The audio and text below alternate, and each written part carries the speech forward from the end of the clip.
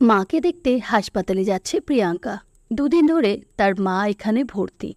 যখনই সে হাসপাতালে যায়, লক্ষ্য করে একজন মহিলা তার পেছনে পেছনে আসে, যেন কিছু বলতে চায়, কিন্তু কোনো কারণে বলতে পারে না। প্রিয়াঙ্কা আর তার মার স্বপ্ন সে ডাক্তারি পড়বে, কিন্তু ভর্তির ঠিক আগে হঠাৎ করে তার মা অসুস্থ হয়ে যায়। প্রথমে স্থানীয় হাসপাতালে ভর্তি করা হয়, তারপর সেখান থেকে কলকাতায় পাঠানো হয়। সেখানে জানা যায় তার মার হার্টের কিছু সমস্যা হয়েছে, একটা অপারেশন করতে হবে। হাসপাতালে এসে প্রিয়াঙ্কা দেখছে ওই মহিলা তাকে ফলো করছে। সে ভাবল আজ তার সাথে কথা বলবে, কিন্তু পেছনে ঘুরে তাকাতেই দেখে সে নেই। তারপর সে ঢুকে পড়ল মার কেবিনে। দুদিন পর আজ মা একটু উঠে বসেছে। তাকে দেখেই তার মা যেন ছটফট করে উঠলেন। প্রিয়াঙ্কাকে বলল, বাবা তুই এসেছিস? আমার ভালো লাগছে না, এখান থেকে নিয়ে যা আমাকে, আমি বাড়ি যাব। প্রিয়াঙ্কা বলল, এখানে তো থাকতেই হবে, যাব বললে হবে? কতদিন ধরে রোগ চেপে রেখেছিলে কে জানে। তার মা বলল, ডাক্তার কি বলছে রে, আর কতদিন থাকতে হবে এখানে? তোর বাবার কাছে শুনলাম নাকি অপারেশন করতে হবে। আমি ওইসব অপারেশন করব না, বাড়ি যাব, নিয়ে চল আমাকে। বাড়ি তো যাবেই মা, কিন্তু আগে সুস্থ হতে হবে তো। কিন্তু বাবা, অপারেশনে তো অনেক খরচ, সামনে তোর ভর্তি, কী করে হবে সব? আমার অপারেশন করতে হবে না, আমি এমনি সুস্থ হয়ে যাব। প্রিয়াঙ্কা বলল, ওসব বললে হবে? তোমাকে তো সুস্থ হতে হবে। ছোট থেকে আমি যখনই পড়তে বসেছি, তুমি আমার পাশে বসে থাকতে। আমি রাত জেগে পড়লে তুমিও রাত জেগে থাকতে। আর এখন তুমি যদি অসুস্থ হয়ে থাকো, তাহলে আমি পড়ব কী করে বলো মা? আর অপারেশন সে ঠিক হয়ে যাবে, বাবা রয়েছে, দাদু রয়েছেন, কোনো অসুবিধা হবে না। তার মা বললেন, তোরা কোথায় রয়েছিস রে? ভাই কোথায়? ঠিকমতো খাচ্ছিস তো? প্রথমে এখানে বাবার একজন বন্ধুর বাড়িতে ছিলাম, এখন একটা বাড়ি ভাড়া নিয়ে রয়েছি, ভাই দিদার কাছে আছে। এখানে আমি, বাবা, দাদু রয়েছি। আমি আজকে বাড়ি যাব দাদুর সাথে, তোমার কিছু লাগলে বলো, নিয়ে আসবো। কালকে আবার আসবো, সাথে করে ভাইকেও নিয়ে আসবো। না না, আমার কিছু লাগবে না, তোরা একটু সাবধানে থাকিস, আর ঠিক করে খাওয়া দাওয়া করিস। আর শোন না, ডাক্তারকে বলে দেখ না, যদি অপারেশন না করে হয় তো ভালো হয়, অনেক টাকার ব্যাপার। ডাক্তার কথা বলার পারমিশন দিয়েছেন মানে, কিন্তু এত কথা বলতে বলেনি। এখন একটু চুপ করে বসো, নালে দেখবে ডাক্তার একটা বড় ইঞ্জেকশন এনে তোমার গায়ে ফুটিয়ে দেবে। কথাটা শুনে তার মা কল্পনা খুব হাসতে লাগলেন, কারণ ছোটবেলায় সে এইভাবেই তার মেয়েকে ভয় দেখাতো। প্রিয়াঙ্কা বেরিয়ে আসার সময় দেখে সেই মহিলা আবার তার পেছন নিয়েছে। অন্যদিন হাসপাতাল থেকে বেরোনোর সময় তার বাবা দাদু সঙ্গে থাকেন, আজকে কেউ ছিল না। হঠাৎ করে সেই মহিলা তাকে হাত ধরে টেনে বলল, সাইডে এসো, একটু কথা আছে। প্রিয়াঙ্কা অবাক হয়ে গেল, তাও সে ওই মহিলার সাথে গেল, কারণ তারও জানার ইচ্ছা ছিল এই মহিলা কি বলতে চায়। ফাঁকা জায়গায় যেতেই ওই মহিলা তার দুটো গাল নিজের হাত দিয়ে ধরে কাঁদতে শুরু করলো। সে বলল, পিহু, কত বড় হয়ে গেছিস রে মা, কত বদলে গেছিস। এই বলে তাকে জড়িয়ে ধরে কাঁদতে শুরু করলো। প্রিয়াঙ্কা অবাক হয়ে গেল, তার ডাকনাম পিহু, কিন্তু এই মহিলা সেই কথা কি করে জানল? এই প্রশ্ন তার মাথায় ঘুরছিল। সে বলে উঠল, আপনি কে, আমাকে চেনেন? সেই মহিলা আরও জোরে কাঁদতে কাঁদতে বলল, চিনি মানে? আমি তোর মা, তোর আসল মা। তোকে চিনব না মানে? কী যাতা বলছেন, আমার মা মানে? প্রিয়াঙ্কা ভাবল ওই মহিলা হয়তো পাগল। সে বলল, আমার মা অসুস্থ, উনি হাসপাতালে ভর্তি, আমাকে যেতে দিন। এবার সে বলে উঠল, কল্পনা তোর মা নয়, ও তোর মাসি, তোর আসল মা আমি, আলপনা। প্রিয়াঙ্কা কথাগুলো শুনে অবাক হয়ে গেল, তার নাম এ জানল কি করে? নানা রকম প্রশ্ন তার মাথায় ঘুরছিল। সেই মহিলা আরও বলে চলল, তোর বাবা অজিতের সাথে আমার বিয়ে হয়েছিল, তারপর তোর জন্ম হয়, আমি তোর আসল মা। তোর বাবা পরে কল্পনাকে বিয়ে করে, ও তোর মাসি, তোর সৎ মা। প্রিয়াঙ্কা রেগে গিয়ে বলল, একদম আজে বাজে কথা বলবেন না, শুনুন, আমাকে যেতে দিন। সে বলল, ঠিক আছে, আমি চলে যাচ্ছি, কিন্তু তুই ব্যাপারটা নিজে যাচাই করে নে। আমি তোর আসল মা, আমি আবার তোর সাথে দেখা করব। ওরা তোর সমস্ত সার্টিফিকেটে মায়ের জায়গায় কল্পনার নাম দিতে পারবে, কিন্তু বার্থ সার্টিফিকেটে তুই তোর মার নামটা দেখ, তাহলে আসল সত্যিটা জানতে পারবি। আমি তোর আসল মা। তোর বাবা অনেক পরে কল্পনাকে বিয়ে করে, তারপর ওরা তোকে নিয়ে এখানে পালিয়ে আসে।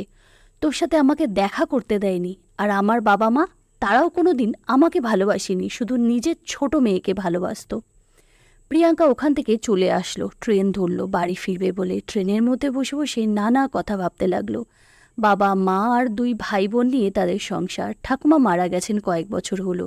তারপর থেকে দাদু দিদাও তাদের সাথে থাকেন। দাদু দিদার কাছে এতদিন শুনে এসেছে তার মা তাদের একমাত্র সন্তান, কিন্তু এই মহিলার কথায় সবকিছু যেন গণ্ডগোল হয়ে গেল।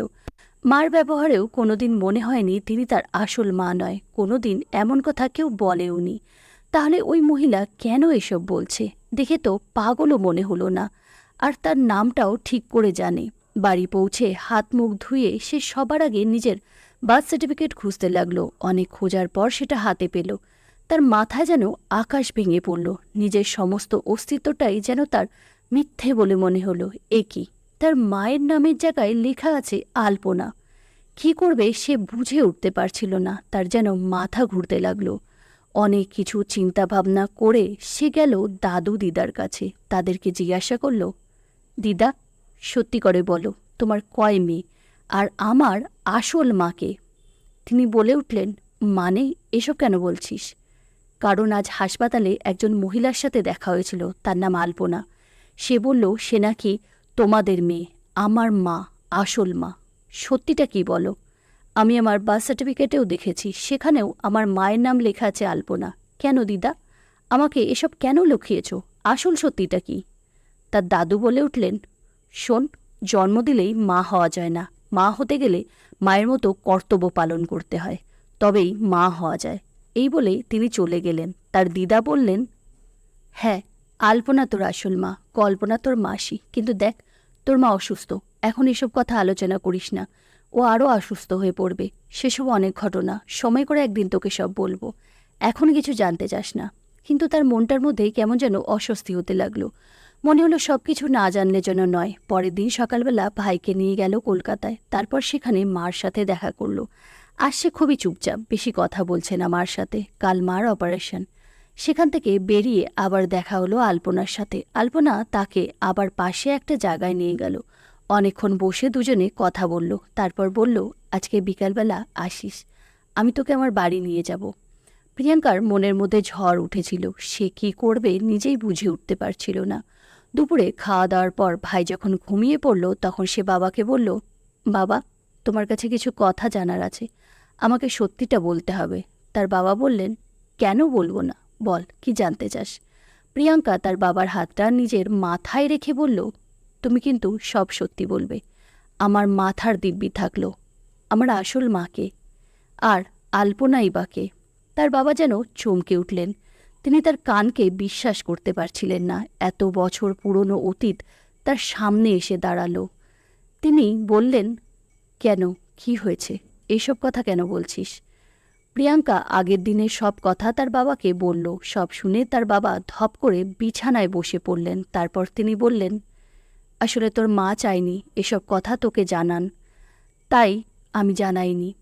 এটাই সত্যি, কল্পনা তোর আসল মা নয়, তোর সৎ মা, তোর মাসি, তোর আসল মা আলপনা।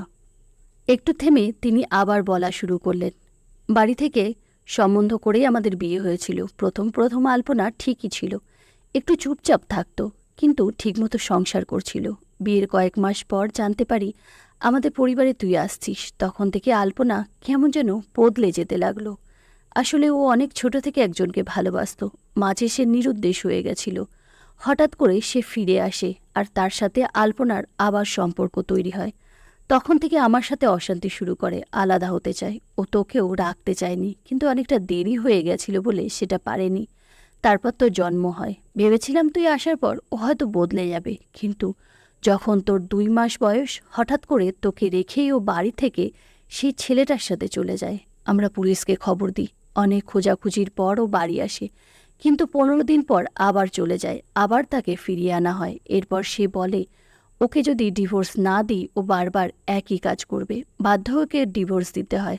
তোর দাদু দিদা কল্পনা কেউই তোর মাকে সমর্থন করেনি, বরং আমার পাশে তারা দাঁড়িয়েছিলেন। তোর বয়স সবে 3 মাস, আমার মা অসুস্থ থাকতেন।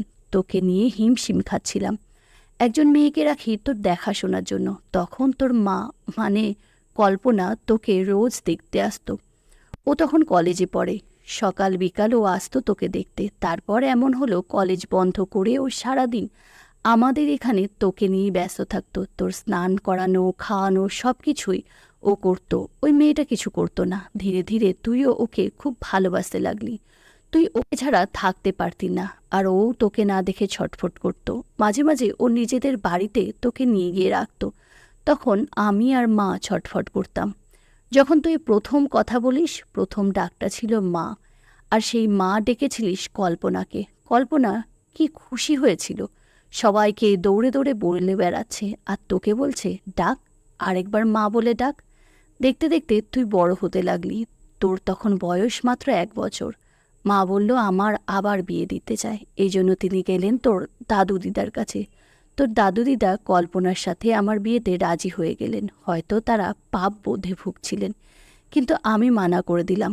আমি ওর থেকে 10 বছরের বড়, তার ওপর বিবাহিত একটা বাচ্চার বাবা। কিন্তু ও রাজি হয়ে গেল, কারণ ও তোকে খুব ভালোবাসতো। আমাকে ওই বোঝালো। ও বলল আমার তো এক না একদিন বিয়ে হবে, সে কেমন হবে জানি না, আমি আপনাকে চিনি। আর পিহুকে ছাড়াও আমি থাকতে পারবো না। ওর নতুন মা যদি ওকে কষ্ট দেয় তখন কি হবে? আপনিও রাজি হয়ে যান। রাজি হয়ে গেলাম, আমাদের বিয়ে হয়ে গেল। প্রথম প্রথম আমাদের মধ্যে সম্পর্কটা অন্যরকম ছিল। ধীরে ধীরে একে অপরের সঙ্গে মানিয়ে নিতে শুরু করলাম। তারপর তোর ভাইয়ের জন্ম হলো। যখন তোর বয়স 7 বছর, হঠাৎ করে তোর মা ফিরে আসে। স্কুলে গিয়ে তোর সাথে দেখা করত। কল্পনা খুবই সরল, সব কিছু ভুলে গিয়ে তোর সাথে ওকে দেখা করতে দিত। তারপর একদিন ও তোকে নিয়ে পালানোর চেষ্টা করেছিল, আমি ধরে ফেলি। পরে জানতে পারলাম কোনো একটা কারণে ওরা বাবা মা হতে পারবে না, তাই হয়তো তোকে চলে নিয়ে যেতে চাইছিল। তাই আমরা সবাই মিলে ঠিক করে ওখান থেকে বাড়িঘর বিক্রি করে দিয়ে এখানে চলে আসি। কল্পনা কোনোদিন চাইনি যে তুই জানিস ও তোর মা নয়। আসলে তোর মনের মধ্যেও হয়তো কোনো রকম সন্দেহ দানা বাঁধতে পারত।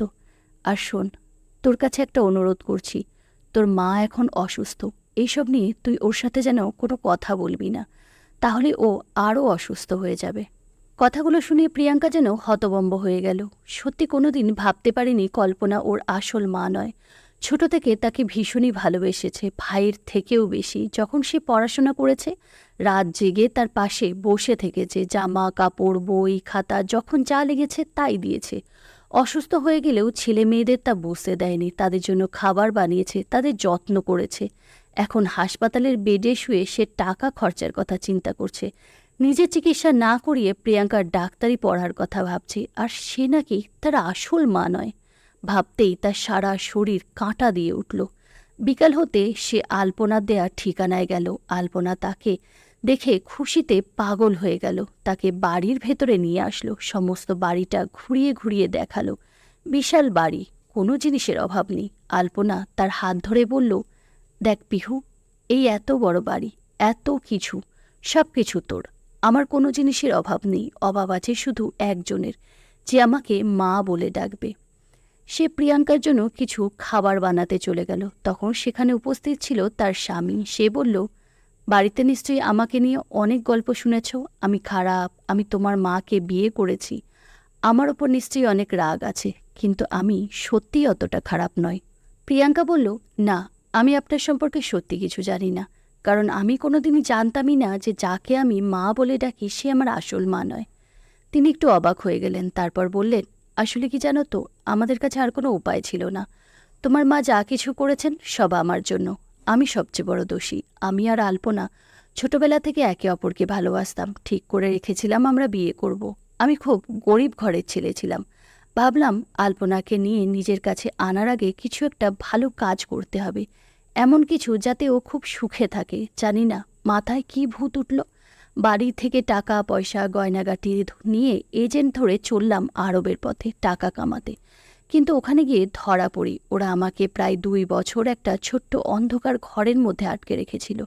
কারোর সঙ্গে যোগাযোগও করতে পারিনি। তারপর ওখান থেকে ছাড়া পেয়ে এখানে এসে দেখি আমার বোনটা মারা গেছে, আমার মা মানসিক রোগী হয়ে গেছেন, বাবা দেনার দায়ে জর্জরিত, এদিকে আলপনারও বিয়ে হয়ে গেছে।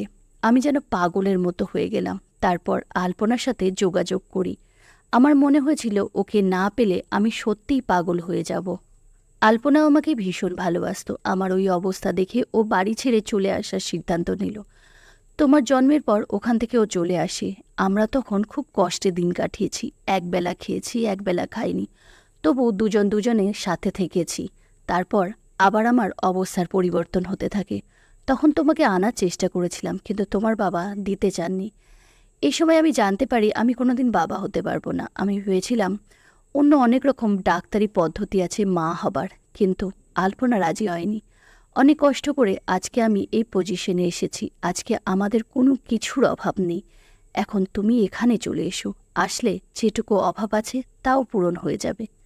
ততক্ষণে আলপনা খাবার বানিয়ে চলে আসলো। প্রিয়াঙ্কা তাদের দুজনকে একসাথে বলল, আমি ছাড়াও তোমাদের জীবন এতদিন চলে গেছে, বাকি জীবনটাও কেটে যাবে, কিন্তু একজন আছে যার জীবনটা আমাকে ছাড়া চলবে না। আমার মা চাইলে আমার দায়িত্ব না নিতেই পারতেন, অন্য জায়গায় বিয়ে করতে পারত, কিন্তু শুধু আমার জন্যই একজন বিবাহিত পুরুষের সাথে তিনি বিয়ে করেছেন। আমাকে কোনোদিন বুঝতেই দেননি যে তিনি আমার সৎমা। আমার আসল মা আমার থেকে বেশি ভালো আপনাকে বেসেছেন, তাই অতটুকু বয়সে আমাকে ছেড়ে দিয়ে চলে এসেছিল। কিন্তু আমার সৎমা, সে আমায় আগলে রেখেছে। আমায় ছাড়া যেমন তার জীবন চলবে না, তাকে ছাড়াও আমার জীবন চলবে না। এই বাড়ি ঘর থেকেও অনেক বেশি আমার কাছে তার ভালোবাসা। চলি, আমার সাথে আর যোগাযোগ করার চেষ্টা করবেন না। এই বলে সে সেখান থেকে চলে গেল। পরের দিন সকালে কল্পনার অপারেশন। তাকে অপারেশন থিয়েটারে ঢোকানোর পর প্রিয়াঙ্কা তার বাবার হাত দুটো ধরে বলল, বাবা দেখো, মা একদম ভালো হয়ে চলে আসবে, কিচ্ছু হবে না। আর মাকে কোনোদিন জানতেও দিও না যে আমি আসল সত্যিটা জানি। এইটুকু তোমার কাছে আমার অনুরোধ থাকলো। উনি আমার মা, আমার আসল মা, সত্যিকারের মা।